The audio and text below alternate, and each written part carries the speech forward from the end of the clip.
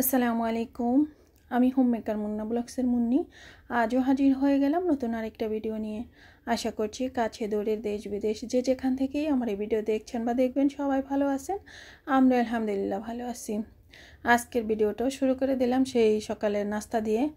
তো ফ্রিজে এই রসমালাইগুলো ছিল, তো এগুলো কুমিল্লার রসমালাই, একটা হচ্ছে গিয়ে কুমিল্লা মাতৃভাণ্ডারের, আরেকটা হচ্ছে যে রঘুপুর মিষ্টান্ন ভাণ্ডারের।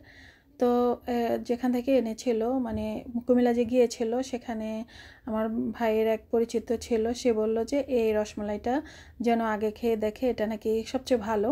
তো আমিও দেখলাম যে কুমিল্লার যে মাতৃভাণ্ডারের রসমালাই ওটা থেকে সত্যি এটা ভালো, রঘুপুরগড়।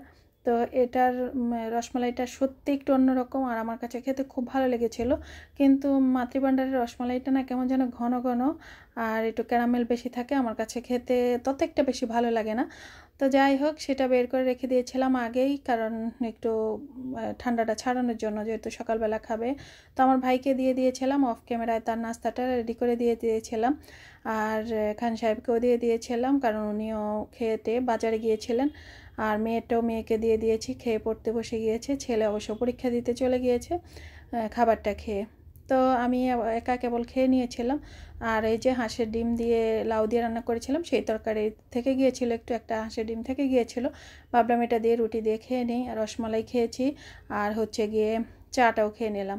আর এই যে কিছু রুটি আবার বেঁচে গিয়েছে, কারণ আগেরগুলো গত ভিডিওতে যেগুলো দেখেছেন সেগুলো কিন্তু প্রথম সেঁকে দিয়েছি, পরে আবার এই যে এগুলো আবার থেকে গিয়েছে, এগুলো আবার রেখে দিচ্ছি।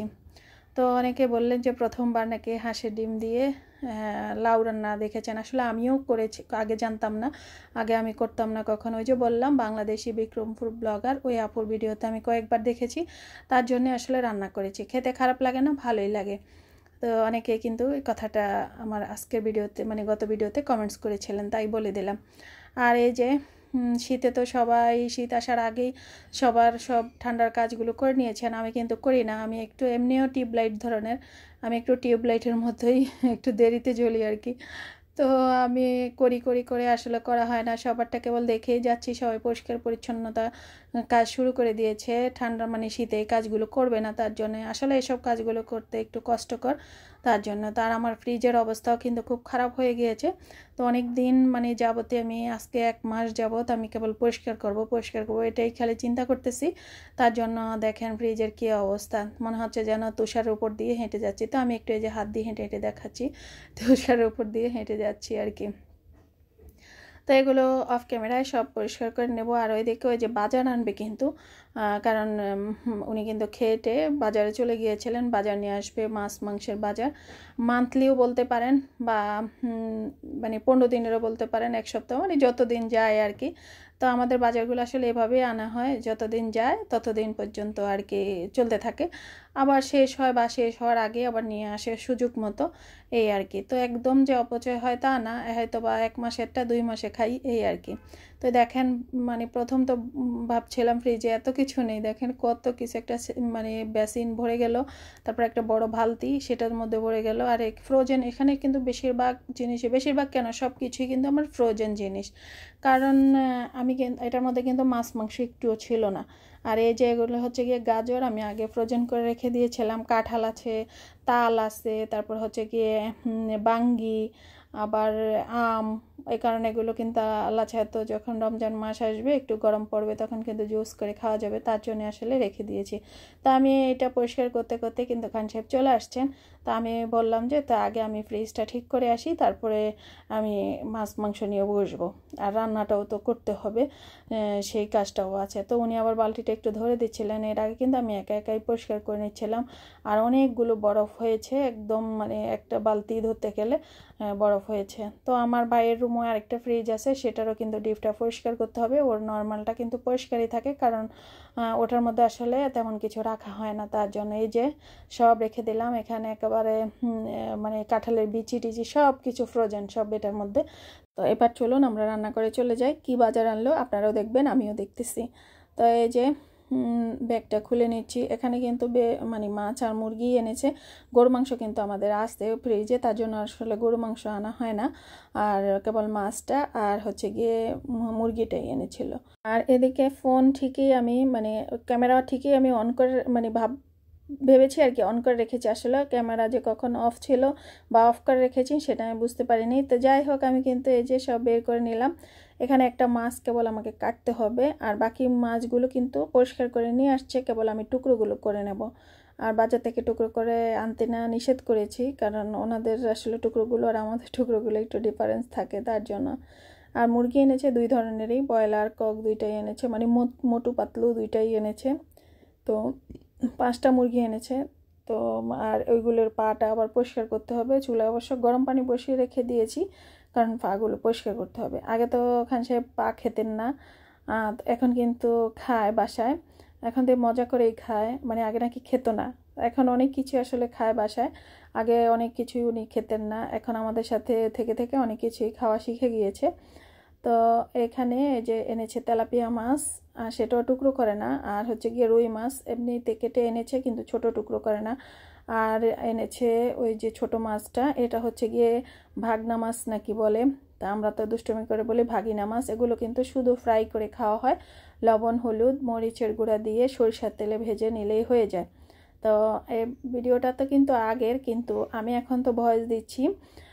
আমরা কিন্তু যখন বয়স দিচ্ছি ওই দিনই কিন্তু আমরা আবার খেয়েছি মাছটা ফ্রাই করে। খেতে কিন্তু দারুণ লাগে, আর পাতলা ডালের সাথে, মশারি ডাল পাতলা ডালের সাথে কিন্তু এই মাছটা ফ্রাই করা খুবই টেস্টি হয়। আর মুরগিগুলো তো ছিলে এনেছিল, উপরে কিন্তু রক্ত ময়লা টয়লা ছিল, তো সেটা আবার এই যে আমি ভালোভাবে ধুয়ে নিচ্ছি। আর আমি এইগুলো পরিষ্কার করতে করতে আমি কিন্তু ভাতও রান্না করে ফেলেছি, খাবার পানি ফুটিয়ে ফেলেছি, আর যে যে গোসল করবে গরম পানি দিয়ে তাদের জন্য আবার গরম পানি করে দিয়েছি। আর হচ্ছে গিয়ে মুরগির পা পরিষ্কার করে নিয়েছি। সব কিছুই কিন্তু আমি অফ ক্যামেরায় করে নিয়েছি। এই যে মুরগিগুলো কিন্তু কেটে নিয়েছি, এভাবেই সাইজ করে রেখে দেবো, আর যেটা কেবল রান্না করব সেটা ঠিক করে নিয়েছি।